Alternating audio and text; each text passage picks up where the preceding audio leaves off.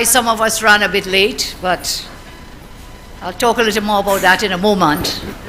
And let me just say good evening. Thank you all for joining us. UNC family, good evening. Good evening. And so we take this opportunity once again to report to you, the people of Trinidad and Tobago and first year, to our UNC family.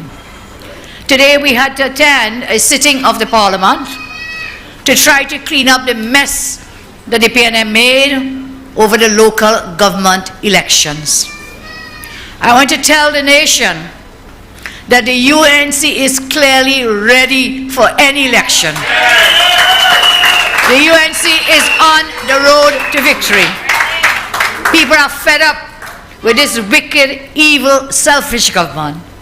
They are saying, as I have told you, don't tote, just vote. Don't tote, just vote.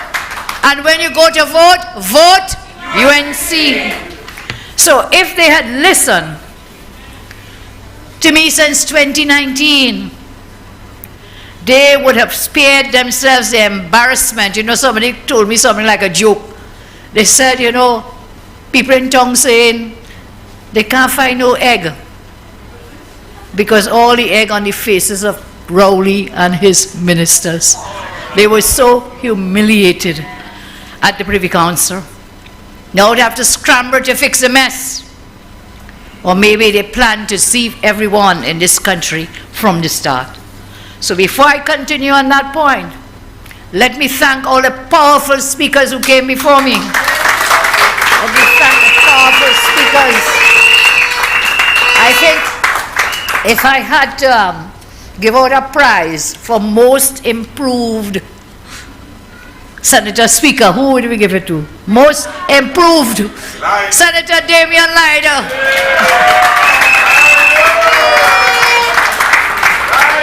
Okay. And there's a tie because Senator Naked ties with Senator Damian. And as we talk about Senator Naked, Anila, come in. Wait.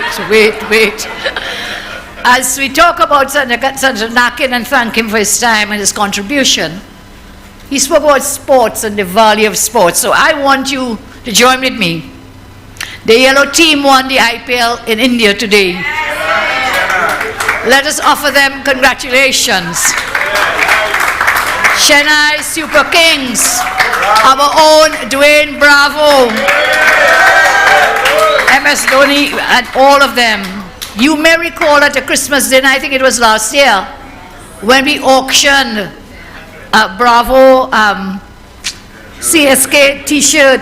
You'd imagine if we were auctioning that after the win today. But we will thank Nicholas Morris who gave us the shirt to auction. So congratulations again to our own Dwayne Bravo, who understands. And I said I was coming along the line, but you know, Anil in a class of his own. He is in a class of his own. So Anil, the Douglas himself. No one can overtake Anil in talk. We had, call him Spock. In my cabinet, I've shared this with you before, in the cabinet, 2010 to 2015. Anil.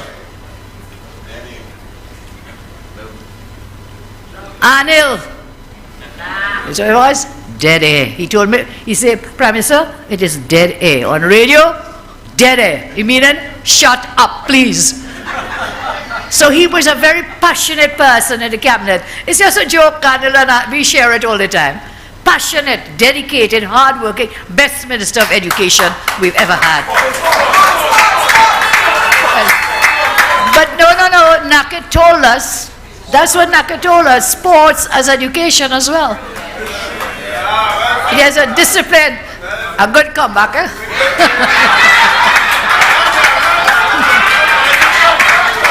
Thank you. Yeah, sports, Anil told us, is also education. So, our best Minister of Sports and Sporting Education. Have it? Senator Jayanti is in a class of her own, part of the team of brilliant lawyers in the case of the Privy Council. And we want to thank Ravi and his wife who are here. Now this Ravi now, I see he started muting. He comes and he sits in the parliament and he listens. And by the time he leaves, his endless email and WhatsApp and message and press release, and he's taking them on because every time they hear his name, boy, them fellows like they want to eat like beasts. They get so angry because they know the tremendous work he's helping us to do and to achieve. So let's thank him again.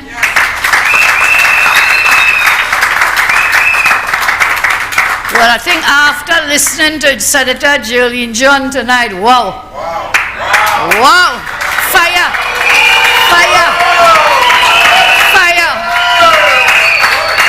There must be something about the air in the headquarters here. There must be something wonderful happening in our new headquarters, giving us the power, the firepower and the energy here tonight. So let's thank God that we have this new headquarters. And so we had to reschedule our normal Monday night report because of the parliament sitting and the distances. But the place is full and overflowing tonight. So give yourselves a round of applause, all my UNC family. Yep. Let's thank our chairpersons, Councillor Ryan and Councillor Whitney. Give them a round of applause.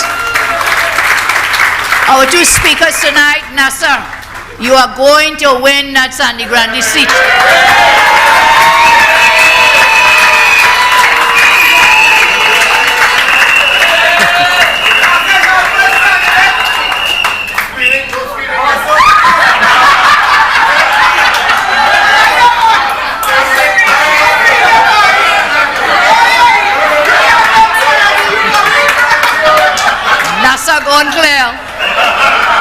Go on clear. And let's thank Councillor Javed coming out with the Superior Corporation.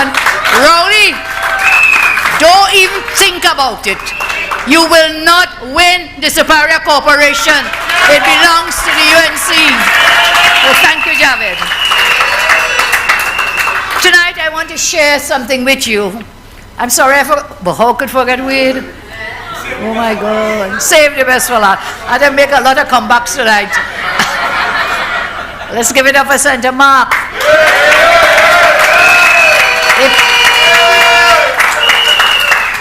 The man dropped bombshells here tonight, well researched. Bombshells, the busted Mark. I have shared with some of you before. PNM person told us once. He said they are terrified of Wayne Mark in the Senate. PNM senator, they are terrified of Wayne Mark. Why? They said that man will take a full stop and a comma and talk for 45 minutes. A brilliant, seasoned veteran, Senator Mark. Thank you so much. So today, I want to remind you of something that happened in 2019. In 2019, Faris Alwari, who was then the Attorney General, brought a bill to amend the Municipal Corporations Act. In 2019, this was the first incarnation of that bill, in which they amended Clause 11. I don't want to get too legal with you, but they changed the clause which said that councillors, aldermen, you have 3 years, triennial term. And they changed it to say, you know, have 4 years. So that helped me, quadrennial term, 4 years. One word change. And they took that to mean to postpone the entire local government elections for 1 year. 1 year. And again, thanks to our legal team, thanks to Ravi, we fought them all the way up to the Privy Council. And victory was ours. But I want to remind you of what I said in 2019. We are now in 2023. We are now where the government did an illegal thing when they said that we will postpone the elections because of the change to that Section 11 from 3 years to 4 years. I will show you the video in a moment. I would have proposed it today. We were going through the finality of the bill.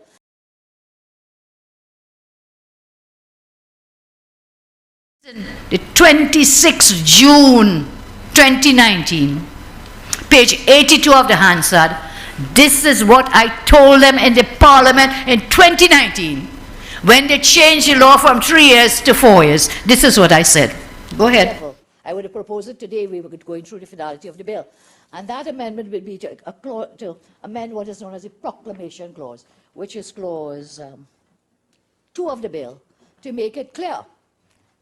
The proclamation says this act will come into effect on a date to be proclaimed. And I would like us to insert in there, drafters will help us, except that that should not be prior to the expiry date of the present council. So that way, we are very clear in law that it will not extend beyond the 3-year term. So that's something I think is very important.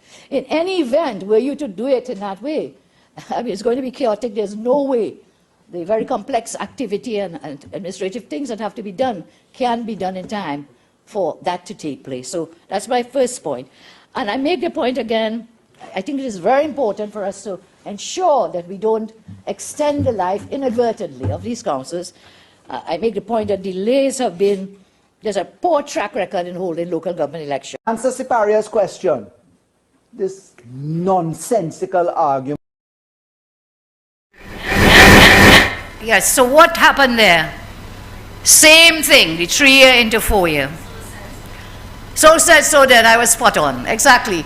And then, the sound was a bit bad, so let me just emphasize it. I think it is important that in 2019 I warned the government, I warned the country, that you should not use this to extend the life of the sit-in, the incumbent councils and aldermen. I said I would have proposed it today. Were we going through the finality of the bill? And that amendment would be to amend what is known as a proclamation clause, clause 2, to make it clear that the act will come into effect on a date to be proclaimed. And I would like us to insert here, the drafters will help us to insert, except that should not be prior to the expiry date of the present councils, not before. If you're going to proclaim that section for 3 years into 4, it should not be before the expiry date of the present councils. So in that way, we are very clear in law, it will not extend to the incumbents, which is exactly what the Privy Councillors now ruled. I told them that in 2019. I told them further, I think it is very important. In any event, it will become very chaotic because the amount of things they had in the Reform Act, elections were due by December. In November now you're going to talking about all these million things. Listen, don't get fooled by Farris and that crew, you know. They will not, don't get chained up, I told them that today. They will not implement all these grand things from that local government reform. Let me continue. In any event, were you to do it that way, I mean, it is going to be chaotic. And I make the point again. I think it is very important for us to ensure that we do not extend the life inadvertently of these councillors.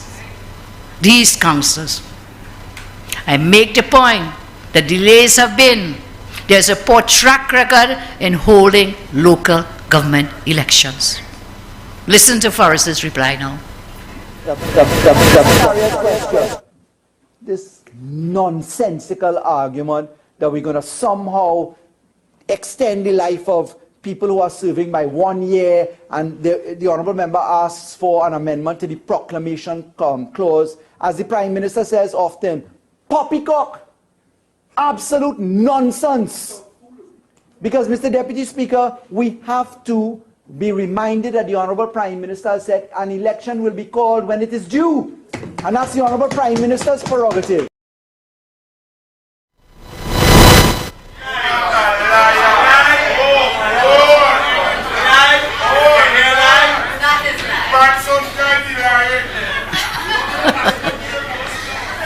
So I gave the warning then. I was spot on. I told the Parliament today, as I repeat to you, that I did not have a crystal ball. Because that's exactly what happened. I was spot on. I didn't have a crystal ball in 2019 when I said those things, but I knew the track record of the P&M. You cannot trust them. I had no crystal ball. And I am not a seer woman. And I don't have any seer man friend either. But it was clear, given the track record, I warned the country. It is there in black and white in the Hansard and in the videos. This is what happens when you put a man who failed his law exams to be Attorney General. This is a man who appears to have a total inferiority complex about a fellow named Brilliant Anand Ramlogar. That man have to banker. Just a banker, he taught in real feelings. Don't, where we could call him to vote for us too. So I heard Faris speaking about a painting hanging in the office of the AG. You all hear about that?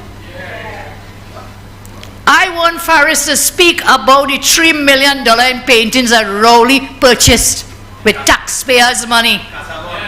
Casamore paintings. They deceive the people of our country, boasting they will not extend to the present incumbent local government practitioners. I went ahead exactly to that. So today I told Saddam to ask them, and I did ask Faris as well. What changed? What changed? In 2019, Faris, you tell us this is not going to apply to the incumbent local government practitioners. Fast forward, November 2022, Faris' big press conference. Come on, he say, we are proclaiming the section for the 3 years, 4 years, and local government will postpone for 1 year. What changed between 2019, I think it was around June, sometime was it June, let me check the answer, 2019, around June. What changed from then to 2022, November? At first I thought with this piece of law that it was just again government's incompetence, laziness and totally incompetent. But when I examine what happened, something intervened for the change of heart. They were not incompetent. They knew all along what they were going to do was to postpone the elections, but they didn't have the guts and the belly to come to the parliament and tell us that is what they intended to do.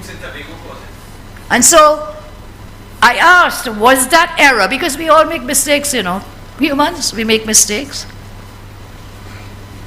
And when we make a mistake, we come and we own up if we are good, decent people. In fact, the new AG Amo has on 2 occasions come to the parliament to apologize because he lied to the parliament. Twice, and this man just became AG. Faris lied on me and said, I give what? Housing. Rental. I was renting property of my family and I threatened to take him to Privilege Committee. He lied. He had to come back and do what? Apologize. Saddam pull up Amo. When Saddam asked him questions about the legal fees, and now we have discovered legal fees to the tune of $1.2 billion to about 100 people only. That $1.2 billion is just about 100 persons. Ravi has all the answers. So Saddam asked in the parliament, Amo, who are these people? How much were they paid? Tell us about the fees. Because you remember when they were there, when Anand was there, every day sounding about legal fees, every day. And they have now racked up a bill, 1.2 billion, does not include energy and finance ministries. Saddam said, well, tell us. So then what happened, Saddam? In another sitting, he lied in the Standing Finance Committee meeting recently, where again Saddam said, you did not give us this information. And again he got up and he said, but I gave it to you. I put it in the parliament. Do you hear a lie? That was a lie again. So he was forced, because Saddam brought the motion of no confidence, and he was therefore forced to come and apologize. So now you've made this error and this mistake, Prime Minister. I call upon you to apologize to the people of Trinidad and Tobago for this error, for this mistake on the part of your government.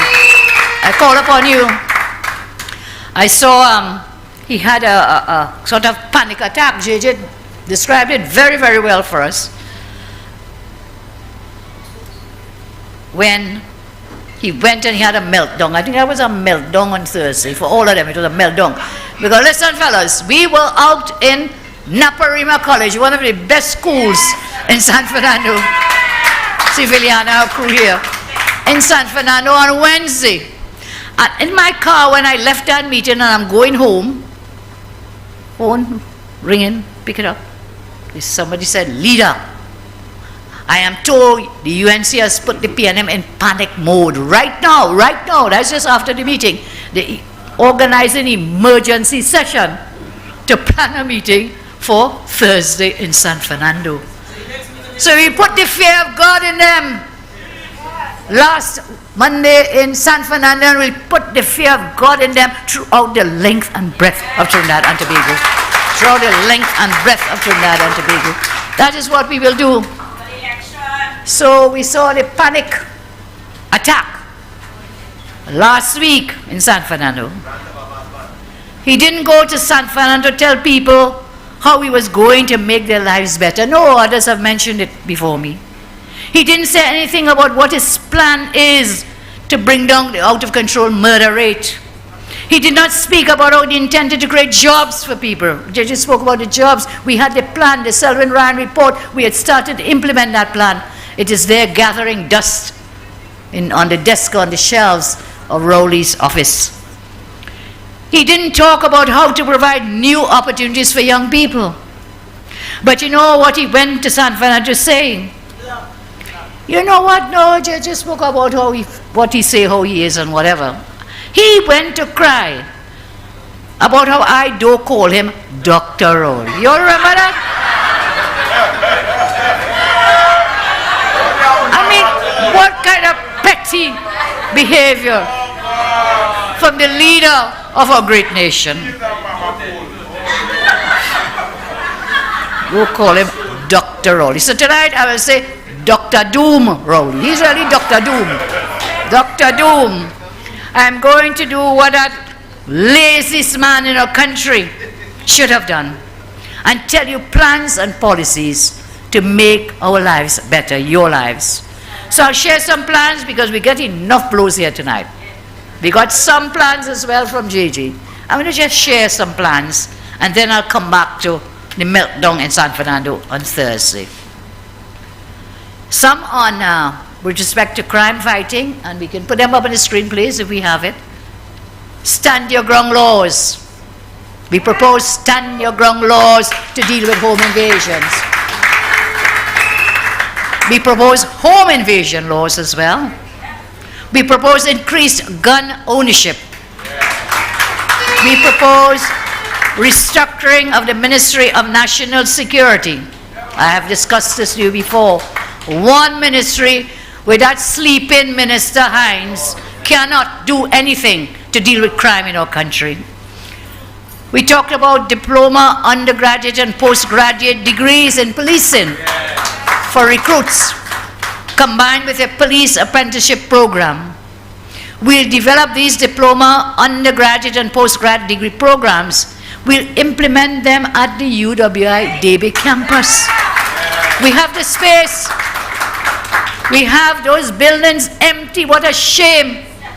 Just like the Couva Hospital, it took a pandemic to open that hospital, which could have helped our children as the Couva Children's Hospital. Only yesterday there was a judgment in the court of our land against the Minister of Health. Shameless Minister of Health. Shameless, I said. Shameless. The Zika case of the child, where the ministry was found to be totally negligent. Not only negligent, in breach of the constitutional right to life of the child by the manner in which they treated that child. So we are saying We'll develop these programs. We'll have academic programs combined with a part-time police apprenticeship practical program. Some of the new courses will cover law, governance, and the criminal injury system, neighborhood and community safety, safety groups, understanding vulnerability, risk and threats in society, technology in policing, policing, criminology and victimology, practical forensics for policing. Heinz, listen and learn. Listen and learn. These are some of the things that we have to do. So don't just sit down there and throw your hands up and you say, and your job is not to make people feel safe. When if that's not the job, what the hell is your job, Heinz? Tell us. What is your job? Just get out, go. You know, the Prime Minister on Thursday went on the platform and he said, JJ, amongst other things that you have mentioned, he said every day they call in, every one of them call in, fire Faris, fire Faris. And you know, he does a little dance, you know. Yeah. David could probably do the dance better than I can. And he, fire Faris, fire Faris. And the man so bold-faced, brass-faced and hypocritical that he actually fired the man. So we were saying, fire Young, fire Young. He actually fired Young from National Security. Move him out. Moved him out. So I had started to tell you what happened between 2019, somebody remind me, and November 22. What changed? You want me to come back to that point? What changed his mind? So when he piloted Faris in 2019, he was what? The Attorney General of Trinidad and Tobago. Exit Faris as AG and enter Amo as AG. Lie more again, more lie again, we found out recently. Exit Faris and enter Limo. So what changed? Well, Limo is a big senior counsel. Faris is not a senior counsel, will never be. Saddam will get senior counsel long before Faris will ever get it. Jayanti will get it long before too. Enter Limo. And therefore, I told them today, and Faris grinning from ear to ear, from here to here. I said, but Faris, you were right. When you said that that amended section will not apply to the sitting councillors and aldermen, you were right. That is exactly what the Privy Council is saying. So what changed for you to come in November to tell us it does apply and whole year gone? What do you all think happened? I don't know if he said Obama, you know. Is the government was under so much pressure. They were afraid to call the elections. Yes, and they had gotten elections to Tobago. They were afraid, and they are still afraid. They were afraid to call the elections, so they run out the poster boy. Faris is the poster boy. Amo didn't do it for himself. And what did Faris say? And when I told Saddam, ask him again. I asked, he didn't answer me. When I asked him, you know what he said? He said, I was authorized by the cabinet. So it is a cabinet. And the case Ravi brought is Ravi Bhalgavan Maharaj versus who? Cabinet. It was a cabinet's decision to come and retroactively apply this provision from 3 to 4. And then all of them sit down there grinning today. But thank God for the Privy Council. Thank God. Thank God. So what happened? Exit Faris and enter Amo. The cabinet took the what you call it, the advice, because that's how the legal advice that the cabinet, the AG, Rishi Tripathi will tell me that. They advise. So Faris, they say, Faris, you shut up. You go and see about road and drain and garbage and so on and cutting bush. cutting bush and... No, you don't say nothing about law again. You go on. Bush lawyer, thank you. And instead, this so-called dunce senior councillor, Limo, they took his advice because they were looking to escape from the local elections. To tell you how dunce this fellow is, I'll come back to the plans.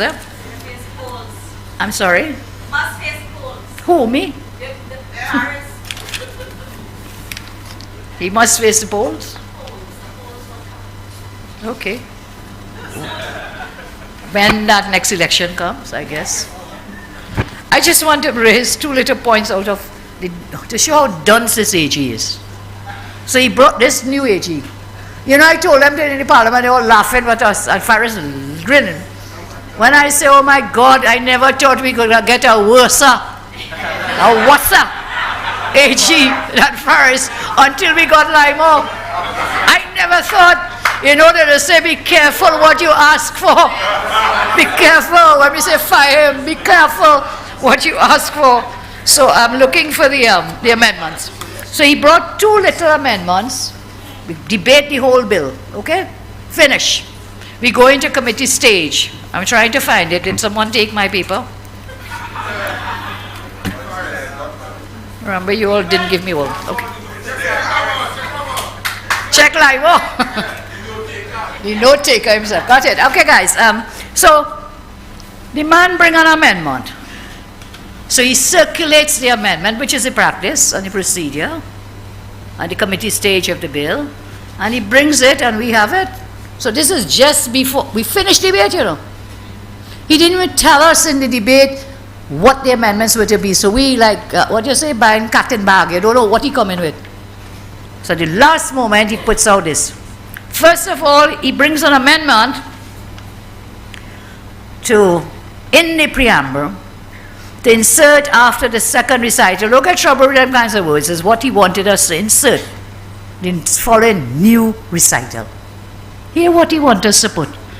And whereas there have been 2 by-elections during the period 2nd December 2022 to 18 May 2023. 2 by-elections between December last year to 18 May, when the day the judgment come out. There were no by-elections, we all know that. That's what he wanted us to put. This dunce, I'm saying it again, dunce Attorney General. I regret I have to say it. That is what he wanted us to do. Then here the second one. So he bring 2 amendments, okay? And they're both total. I don't know where this man live in. Where is he?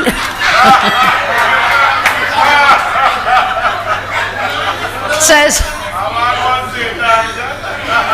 well, somebody who born in St. Anne's, careful you not living there too, eh?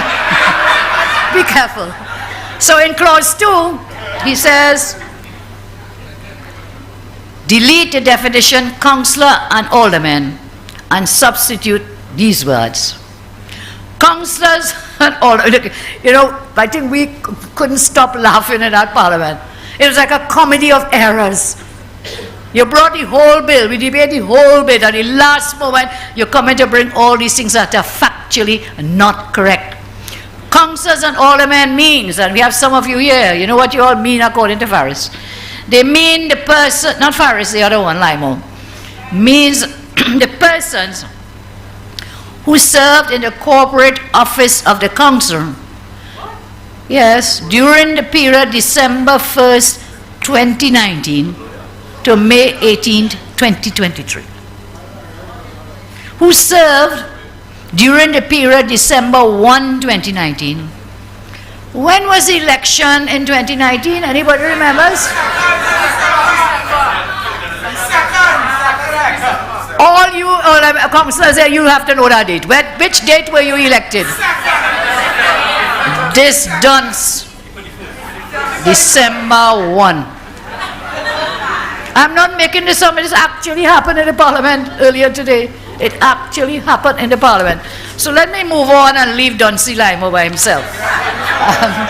And let's get into some serious business. So I was sharing with you on the screen, and I'd reached about policing, criminology, and victimology. Can we get it back up, please? Thank you so much.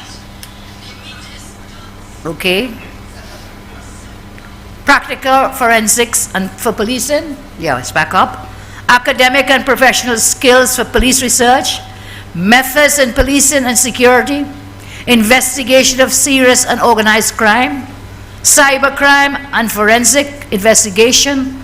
Accounting. The review of pretrial detention and bail reform. Individual risk and financial assessments for bail. Have a minimum 5 minimum security detention centers based in South, Central, North, and East, and in Tobago, with work release during the day, detention after work hours. I don't know when you see these American movies, you say they're working on the road, and there's a song, in fact, where persons in detention, during the day, they get work release, so they can actually work to help do whatever. See, you seen it? Yes? We have our prisoners locked up in these cells. They can't breathe, they can't eat, they can't sleep. You will have prisoners who are not high risk, that they can be put to work. So these work sentence we are suggesting for non-violent offenders who are remanded pre-trial and they cannot raise the money to get bail. And that's another serious issue for another day, about how it is that our youth, and our urban youth in particular, because they don't have the money to raise bail, end up for non-violent offenses, so many other things in jail, and come out worse. We will also allow persons on a case-by-case basis to access work releases during their existing job hours and return to the facility. And that's where we wanted the bracelets, you remember that? We passed that law since we were there for the GPS bracelets, so these non-violent persons can go out and work. They can work their regular jobs and or make work that you provide, so that they can work and contribute to their own lives and to the country. What has happened to the GPS bracelets? Anybody knows? Nothing has happened. Yeah, they probably can't find a way to thief, to get the contracts to buy them. What has happened with the GPS? We will also get law to prevent incarceration of non-violent drug offenders, and instead rehabilitation, treatment. I mentioned the bracelets, the ankle bracelets, and house arrest. State support for children of prisoners. A fund for children who have lost one or more or both parents to crime. You know, that's a serious issue, you know. That is a serious issue. What happens to children when their parents, may one or both, are incarcerated, in jail? It's a serious problem, because then the Prime Minister on Thursday talked about the revolving door syndrome. And one never even knows what that means. And one more data or statistics that he has to tell us about revolving door syndrome, and then wants to blame us for their failure to deal with crime. Blame the UNC because we're not supporting the legislation. Well, I can show you on the Hansard. We have consistently supported good crime fighting legislation in the Parliament. But if the law is bad, I am not supporting any bad law. We will not support bad law. We will not. So we have consistently supported, sometimes about 14 pieces of crime fighting legislation that we have put on there. I have some pro-business plans. I'll share with you in a bit, depending on how my time is running. I've shared with you about the crime because I think that now is the number one issue facing everyone. Of course, the high cost of living, and that's where the business plans come in, because of the high cost of living, that we have to really grow revenue streams in our country. So let me move on again to Rowley's tired and outdated campaign tactics. This is very important. I'm sharing some plans and policies to improve lives, all lives. What are they doing? With the historic loss of the Privy Council fresh in their minds, Rowley and his wounded bunch are fuming and plotting. They don't give up plotting, eh? Remember that, you know. They don't ever give up. They're desperately scampering to salvage a morsel of pride. But in so doing, they're embarrassing themselves more. This government has symbols of national ineptitude. Homer Simpson makes better decisions than all of them together. All of them. Homer Simpson, imagine that. Well, yes, that's the next way we're going. They might as well put Homer Simpson and Peter Griffin on their slate. They will bring some credibility to PNM, Homer Simpson and Peter Griffin. So for them, nothing is working. They are failing. The country is falling apart, as others have shared with us. And in the meantime, frantic road paving. We ain't Shigonas? I think right now some paving going on Gaston Street. Hey, put that out of your thoughts, Mr. Rowley, Prime Minister Rowley, Dr. Rowley, or whatever. You will not win the Shigonas borough. You will not win it. You cannot suffer people for 8 years going on 9. You cannot suffer and then you come a few days before election to do what? Paving road. I told you last week, the PNM thinks you are stupid. They think you are foolish. They think you are dotish, but the only dotish ones are the PNM themselves. You are smart. You are winners. When I put up the map last week and I showed you the map for the local government last election, the UNC were winners. We won more votes than the PNM in Trinidad. So don't let them fool you. You are winners. We are winners. And we will be winners again in the next local election or general election. So they're falling apart. Country is falling apart. Road paving, I say, ribbon cutting, I say they're cutting ribbon.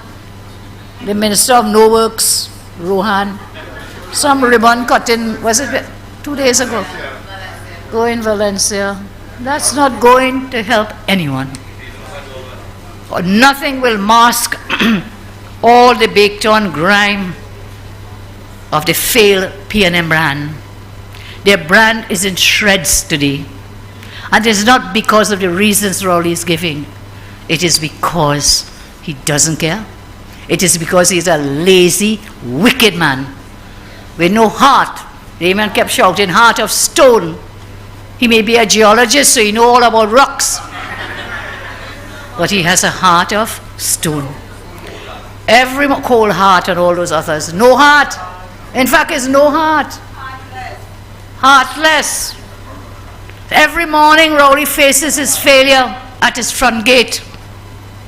Right in St. Anne's and Glencoe every single morning, like rapid fire.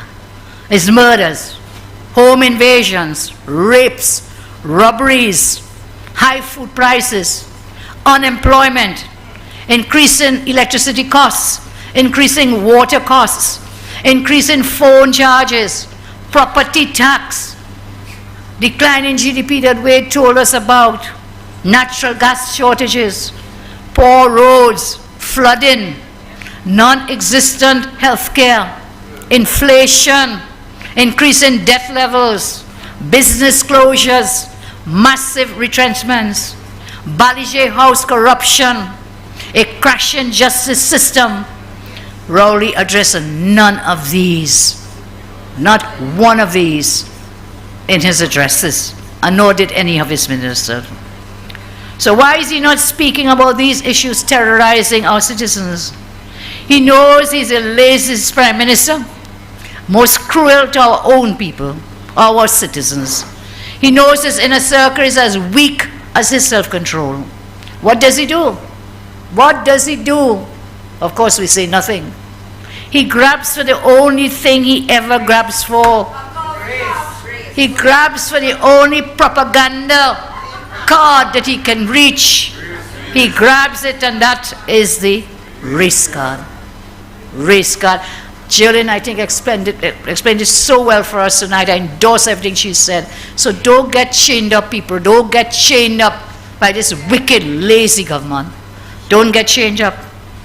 He grabs for only the things that he always uses. And tonight, I got a leaked copy of his, no longer a roadmap. You have to, well, I get it leaked. I have to hide it. Huh? Yeah, but that's a little water doesn't hurt. We all need water. That's a leak, okay. Okay, that's a leak. So I got this. Rowley Propaganda, the ultimate disinformation guidebook. This is a playbook, yes. The Rowley's propaganda. The ultimate disinformation guidebook. So let's see what's in it. Can we put up the clip, please? Let us look at this magnum opus, and you know what that means. Your magnum opus is a body of work, you know, your greatest body of work. So 1, blame UNC. Sounds familiar? Move along. Can we move the slide? Blame Kamla. Move along. Blame the people. And I should add here, blame the people and the media. 4, cry, race. 5, lie for everything. Sounds familiar? Lie for everything. And then what? Repeat over and over and over again. Over and over again. I want you to etch this in your brain and in your memory, because this is their playbook. And they have started it again.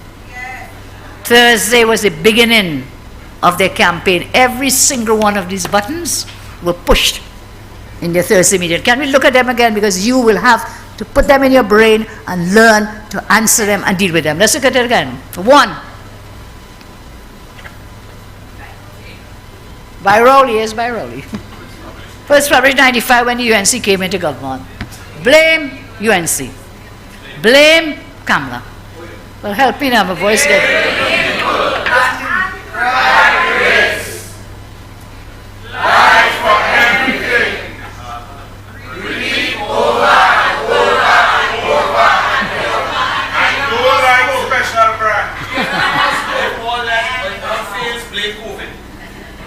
Yeah. So that's the playbook. And if we understand the playbook, then we know what to do. Then we know how to do it. Every single Trinbagonian knows this about Rowley's laziness, selfishness, and heartlessness and lying. Rowley and the PNM's entire LG campaign will be on 3 things. At least 3. Really identify, they might shift gears a little bit when they see we have caught them and found out what they're up to. So race, corruption, including Section 34, and let me remind you, not one man, woman, or child escaped under Section 34. Not one. Not one. Not one. Oh, and all of them sit in the parliament and vote for it, by the way. Every manjack from the PNM voted for it and then moved themselves from it. So they have already started with the tired and outdated race card again. But you know, citizens are tired, huh? They're tired. Jill told us that. They're fed up of this tired, outdated race baiting. We want to know about the real issues, Mr. Rowley. Rowley and the PNM must say, how are they dealing with real issues terrorizing citizens? They don't want to hear about race. Tell the country about your record as Prime Minister. Why don't you tell us that? Thursday, when you stood on that platform, there was not one thing this man could tell us that he had done. Not one thing he had created. Not one thing to help people. Nothing. Nothing. Except again, blame the UNC. Blame Kamla, blame the people, lie, lie, lie, lie, lie, and repeat again. Lie and lie and lie, repeat. So let's look at his record, because he wouldn't tell us what he has done. I don't know if we have a slide for this. Here is his record. He won't tell us about these, but we must, what Camille told us the other day, listen and learn. Record murders under Rowley's watch. High number of home invasions. High number of rapes and missing persons. High number of robberies. High food prices. Record unemployment. Increased water rates and no water in your taps. Increased electricity rates, you know, over the last several weeks to months. every 1 to 2 hours electricity cut off in my home. I don't know if that's happening to you. There was a day when it used to cut off all the time. That those went. We went into the light under the UNC government 2010 to 2015. We are back to the dark days of the PNM. So increase electricity rates, but yet service is worse. Increase phone and internet rates, property tax, decline in oil production, natural gas shortages, decline in GDP by over 20% since 2015. Bad roads, my God, come in here. I think we break the axle in the car, boy. Yes, ask the drivers who were with me. Didn't just, and more than one parts, you know, I don't know how people live with this every day. I am in one way a little fortunate because when I leave my home to go to work, I use the highway. So I don't have to come into all the byways and sideways. But God come in here and many other areas. It is really, really, really terrible. Large-scale, frequent flooding, already since I started. Non-existent health care. No medicines. Multi-year wait for scans and surgeries. This is Trinidad and Tobago under the Rowley regime. Highest debt levels in history. Numerous business closures and bankruptcies.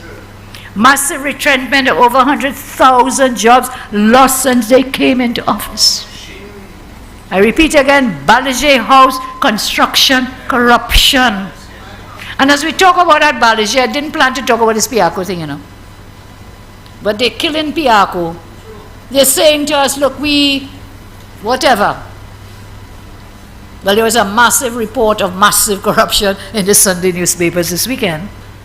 And that report has totally vindicated Deputy Leader Jerlin John.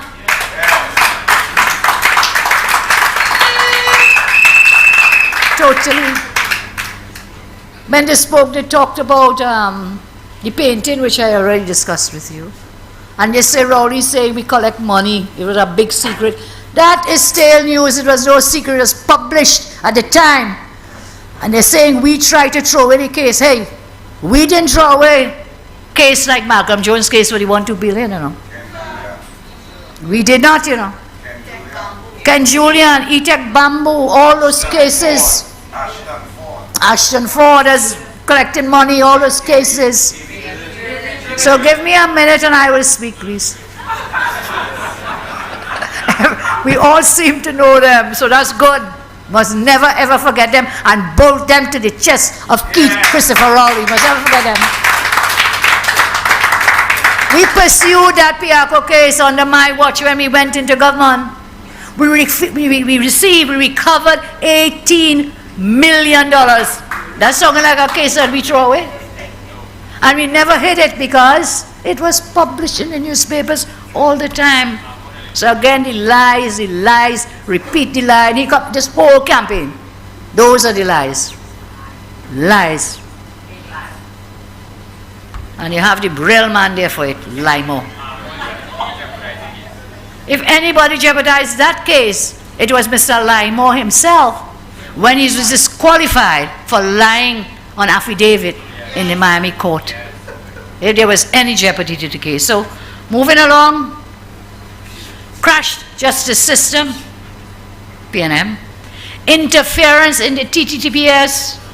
Well, shall I go there a little bit? Because I sent out something saying that the officers who were involved with the Brent Thomas matter to be careful and get legal advice and so on. Yes, so now the Commissioner of Police sent out a press release and whatever else. But this is the point. This is the point. Commissioner of Police, you should be watching and you should be investigating who gave permission for TTPS officers to go to Barbados and abduct Brent Thomas. Tell us. And the man you should be seeking to is former Commissioner of Police, McDonald Jacob. You should be interviewing him. You should be investigating. So all the ministers saying, wasn't me, it's like Shaggy all over again, wasn't me. Did these officers leave TNT under the watch of Commissioner of Police MacDonald Jacob? Did they leave with his permission, or they just pick up themselves and they went? You know, the truth will come to light. And if you don't tell us now, the UNC will win the government and we will investigate all of this. None shall escape. None shall escape. We have high amounts of school violence under Rowley. Out of control gang violence. Extortion of business people by gangs and some police. Unfair 4% offer, one of you spoke it earlier tonight. After 8 years, but a 20% increase. We did it well with the loaf of the what? Whole grain bread. Well, you could see it, you know, visualize it. Unfair taxes online, tire tax, VAT tax. VAT on 7,000 food items. Remember, I had removed those things. VAT was removed from 7. They come and they put it back on all of them. Shame on them. Temporary jobs, low salaries, high fuel prices. I want you to remember these, because guess what, troops? You have to go out there and campaign, you know. And you have to remind, because people have short memories sometimes. We have to remind them, what did you get under Rowley in 8 years? High fuel price. No, we got these things. High fuel prices, high transport cost, legalized marijuana for recreation. Huh? You're legalizing marijuana. That's so busy. You're so busy to legalize marijuana, causing havoc with children. High medication prices and shortages. They cut the gate, they closed the gate. I remember a little child crying in 2010. There's a video on the social media, child crying, oh gosh, please. Kamla going on, cut the gate, cut the gate. You all remember? Lies. I almost started to cry too. So when I went in, I made sure I opened the gate wide. I opened the gate. I made sure. And listen what else going on here, these people, you know. They cut the preschool funding. They cut free student transport. They cut the school feeding program. What? Food cards, they cut the food cards. They force citizens to take COVID vaccine, otherwise you will lose your job. Political affair interference in the police service and harassment of citizens. Weaponize excessive traffic fines on drivers to raise more taxes. Interference in the BIR to get information on citizen taxes. Again, we have to thank Anand Ram Logan, who has a case to come up before the courts on June 2nd with respect to this whole thing with the what you call it, Revenue Authority. TTRA, Trinidad and Tobago Revenue Authority, and the workers there. Interference to get BIR information on citizens. Illegal spying on law-abiding citizens. What did you get under Rowley? Yes, I know nothing to help you, but these are all the things that we got under his government. They weaponize, no disposable income for spending. They weaponize Forex for only big business. To destroy what? The small business. You know, today the chairman of the PDRC was telling me about what will be happening in the way they're structuring their processes for tendering and to get things.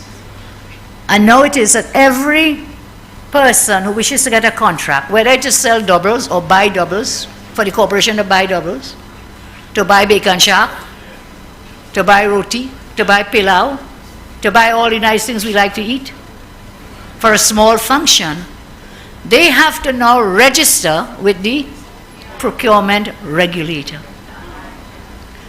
The chairman, Dr. Samuel, was telling me this could move to wipe out in all the corporations, because all of you do small functions and you use the little lady from down the road who does make the best coconut bake, the best kalaloo, the best Korean roti, whatever, small business people.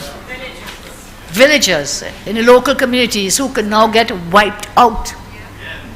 But you had to go and register up the road with procurement regulator, one. And then they make a 5 cents and you had to go and pay tax on the 5 cents because input come in for every cent you have. So,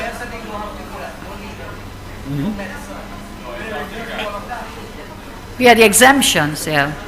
In the meantime, for their friends and eater food lawyers, and the grovelers, yes, they removed legal fees from under the Procurement Act. So $1.2 billion. Yes, on the Rowley, you're right. That is their only focus. So $1.2 billion to 109 people. Yes, all of them, their friends and family, eating at the trough. So they removed government-to-government things from the procurement. They removed medical something. They moved accountant and financier. Who is the big-time accountant and financier? NCB Global, is it Wade? NCB Global Finance. Audited. Auditing as well. So this small man selling the little bacon shop. Hey, how we could forget corn soup? All these small things in our communities, these small businesses are at risk of being wiped out. So if you think there's already so much suffering, it will only get worse. They killed 4,500 citizens and they caused hundreds of businesses to close due to COVID. Mismanagement. Over 250 recusals on ministers for deals, man. Family members. That is a real revolving door in the cabinet. You want a revolving door? When it is, Faris gets up, because this rental property is my family property, so he had to get up and walk through the door. And then when Faris come back, Stiochang had to get up and walk through the door. So a revolving door with these ministers recusing themselves over 250 times, man. You all have no shame. And Rowley stands up on Thursday to defend, nothing wrong with that, defending all these rentals when they come in to tax you with property tax for something called an annual rateable value. Not a real value. Nothing real. But this man collecting what? How many millions? $23 million is more than that. When you add up all the four, it's about 4 or 5 properties. 4 or 5 properties. Recusals, that's what you're getting under Rowley. And Rowley himself had to recuse himself one day. What did he recuse himself from? Saddam will tell us. Land by the zoo. I don't know what that is about. No, is that real? Okay, it's real. Maybe it's for the goats, I don't know. Okay. Point Lisas and Petrotrin closures. Massive loss of jobs. And by the way, I wonder if this is true, Wade. You have good way of getting leaking and bombshell and things. Is it true that the son-in-law of the Prime Minister, who I think is a lawyer, is it true that when Noel Garcia was at, where it was he was before? HDC? HDC. And the son-in-law was hired at HDC. And then when Garcia moved down to Heritage, he took the son-in-law with him. Newman George. Thank you very much. Oh God, you see, you all know the story, man. You all are tongue, all these tongue people. Newman George. I'll tell you another day, so this is his son-in-law. And I'll tell you another day about the sister of the spouse of the Prime Minister. I'll get Anil to check it properly and then I'll share it with you. So they're taking care of their friends and their family at your expense. Massive job loss. Migrating to Guyana. Imagine we used to laugh at them Guyanese. Oh God. Trini Airplay laugh at Guyanese people, you know. Shameful. When they used to come here in the airports, they used to treat them so horrible. And now Trini going by a dime a dozen flying off to Guyana looking for work. All because this wicked government shut down everything and collapsed the country. So, Mr. Rowley, talk about your record. Let us talk about that. Piarco was a quarter century ago. Will someone please tell Mr. Rowley that Mr. Pandey has retired and he has nothing to do with today's UNC? So don't tie that to me. Go where you need to go. Tell us how you're dealing with real issues terrorizing citizens. Go and read the article in the Trinidad Express and see that Sunday Express massive corruption headline. It was DPL John because you call the lady name on platform. You call JJ name on the platform. You don't call her name. You say the DPL of the UNC. You call her name and it's Piarco fiasco.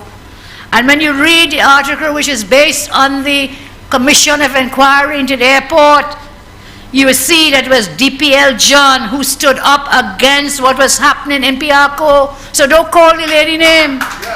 Don't put her in your comments. And I could talk about my record. I've shared with you his record. I could share my record with you, but it might take longer time, the time we have here tonight. So let's talk about that just for a little bit, just to get the comparison. Do we have it? Okay, well, help me read. 2011 had the lowest murder rate in the last 18 years. Who was in office? The UNC-led partnership. Stand your ground on home invasion laws that we want to bring. We are talking about legal firearm ownership. We installed over 1,500 CCTV cameras. Tonight, Ms. John talked about the CCTV cameras. In spite of what happened, Andrea Barrett, up to now, they have done nothing. Nothing, as Naka says, they just don't care. We brought serious crimes down to the lowest in decades. We had low food prices with the no VAT. We had the lowest unemployment rate ever. Yes. We must not forget these things. We never increased water rates, remember that? We had a policy of water for all. We never increased electricity rates. We are saying, at the time we campaigned with axe the tax, now we are saying, scrap the tax. We maintained oil production. This government has brought the oil production to the lowest ever. They've reduced oil production and then want to talk about production of oil. No shortages. Highest GDP under my watch in our country. We fixed most of the roads in our history. You all remember? Low amount of flooding. Why? Because they used to call us a box drain government. Building drains and cleaning rivers and so on. We built 3 hospitals. We started 2 more. Refurbished numerous health centers. Our goods and services were cheaper, low debt levels. And look, I can continue with this for the rest of the month. The point is, under the UNC-led partnership, biggest back pay. We set it 143 wage negotiations, man. We gave out the laptops to our children.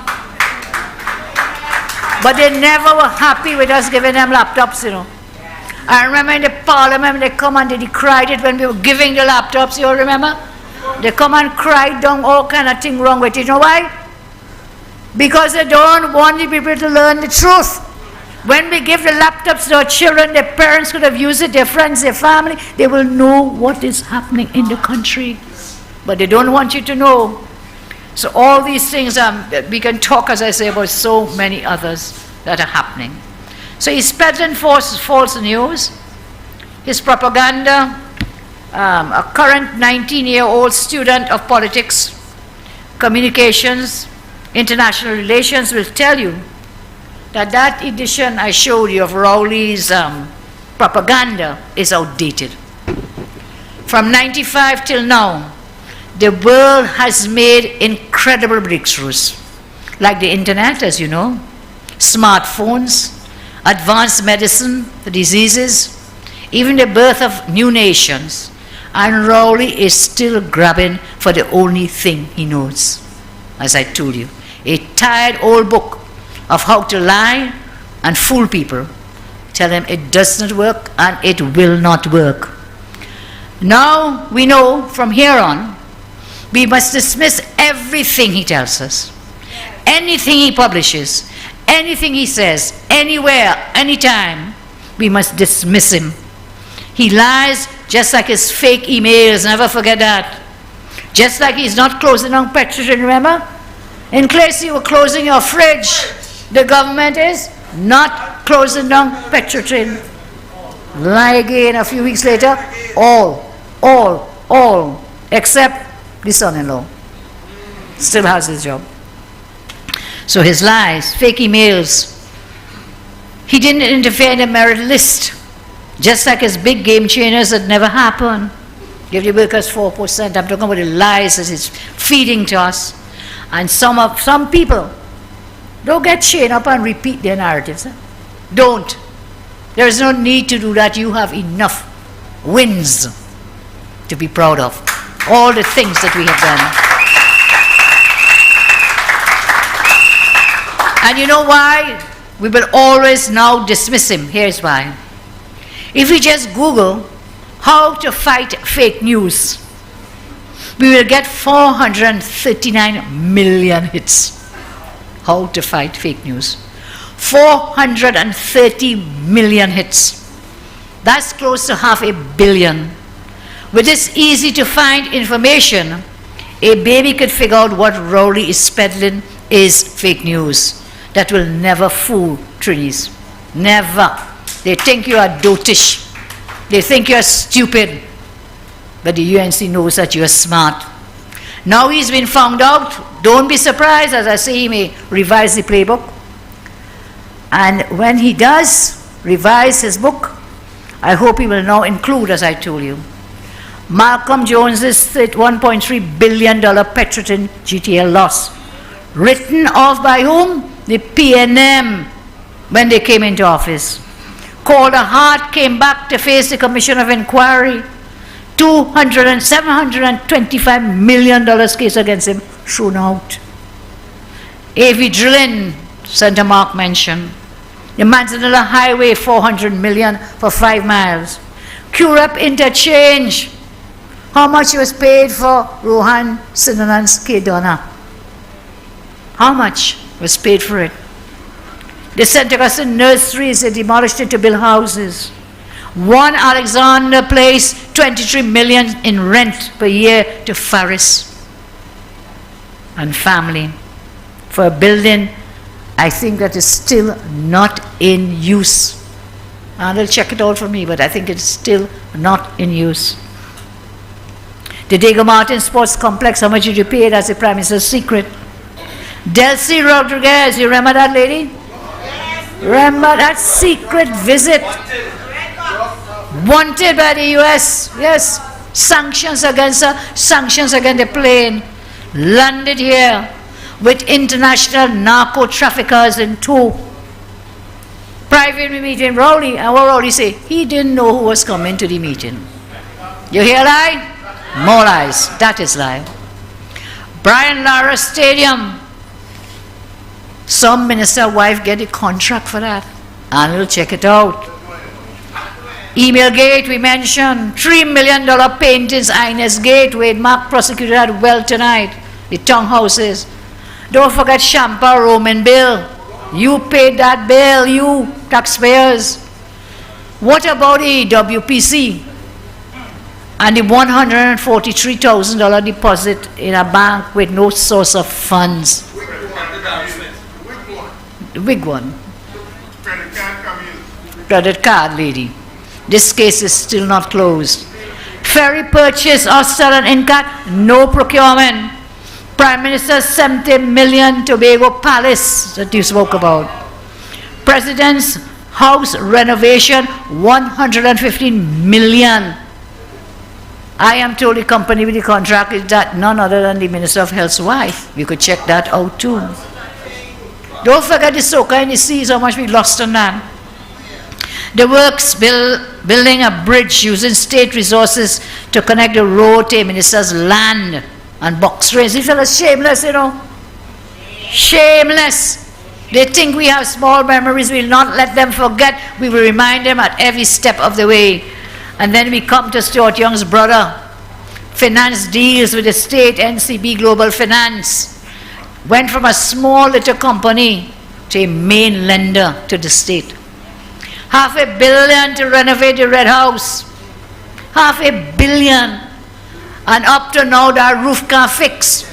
We don't have the chamber. I don't know, this is air conditioning. How could it take so long if it's air conditioning course this thing? And you know what I was told? That the part of the roof that collapsed was above my head and Rodney Charles. So we have to thank God for very big mercies to us. Trump phone call, you remember that? 16 million. Taruba Stadium, 130 million. But over 102 billion spent with. 50 ambulances, 600 million for a private contract. Buko Estate, 174 million. Whatever became of that Buko Estate? Whatever became of no man's land that was to go for sandals? How much money did you lose as taxpayers? The purchase of Massey, 255 million by TSTT. You all remember that? Boy, when you start to add up this, I think this is more billions than the whole budget of the Republic of Trinidad and Tobago. The toilet paper factory loan, 50 million. Trade union hush money, 15 million. Maruga Road project, Michelle, I just saw you. Maruga Road project, 178 million. P&M friends. San Fernando waterfront project, millions. But the only thing, Janty, is there now is a road. With stray dogs running up and down, of course. Golf course upgrade, 3 million. Somebody tell me, Manning used to say he have the election date in his back pocket. So somebody texted me today because everybody expected the man to name the date today, but we knew he was never going to do that. So somebody texted me and said, Rowley has the election date in his golf bag. So hopefully he might go to play golf again soon, and he will find that election date. You have the Bridgman scandal. There's so many other scandals. What I intend to do is to print all of these in a very easy form. We will share it for all of you. So when you're going out to campaign, you will have your little booklet. So we will all be singing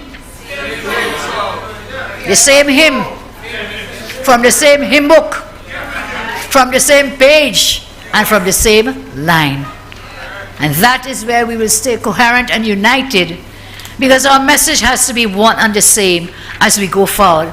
Whether elections are called, not called, which one called, whatever happens, I want to say we have to stand united. We have to stand together. And I am very heartened, very, very, very heartened, very encouraged, very inspired to see the strength that the UNC Army is showing. And I want to thank you all for that. I want to thank you so much. We will start screening on Thursday.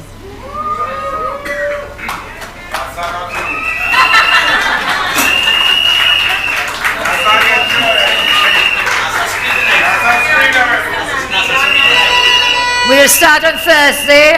The General Secretary will advise accordingly which ones of you to come on Thursday and the time. Of course, we now have this beautiful headquarters, so all screening will take place here in our new headquarters. And I look forward to seeing you. With your tassel, with your crew. We must liven up the place on the road to victory. Come out, come out, come out, come out, come out, come out. And as we go into this election season, elections by the bill we passed today, which will go to the Senate on Wednesday, by that bill, the elections have to be called on or before the 18th of August. And then we have the 3-month period of 35 days, so we have to back up somewhere in July for the latest, that we will know the date. But in the meantime, given there's a 3-month window opportunity, I have taken the liberty of writing the Prime Minister to request or to call upon him to bring in international election observers for the election.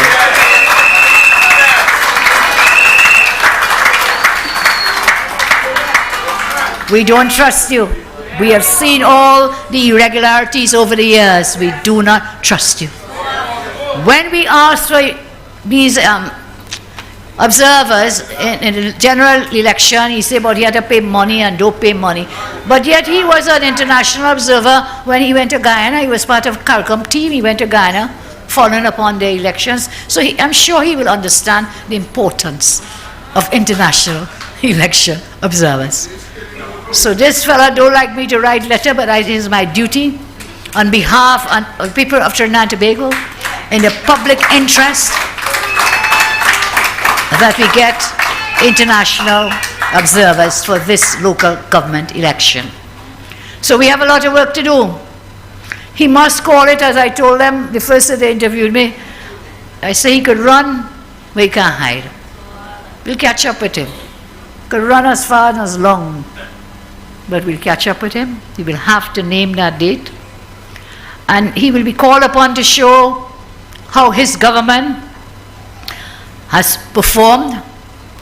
And we will let you know just how you feel about their poor performance and lack of care that our members spoke about tonight. They don't care. You will have the opportunity to say loud and clear, we deserve better.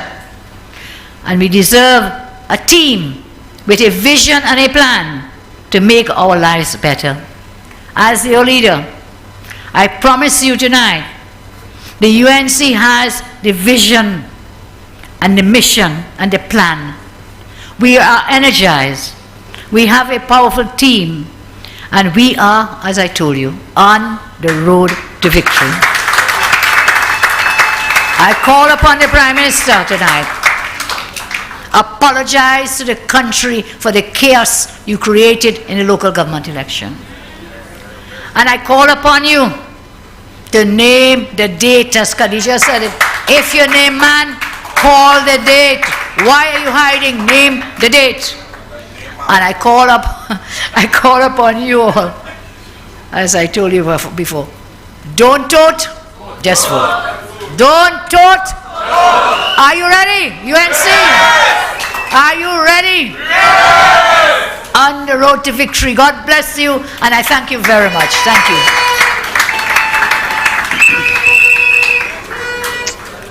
I didn't use your e-texting, but another day. I have so much stuff.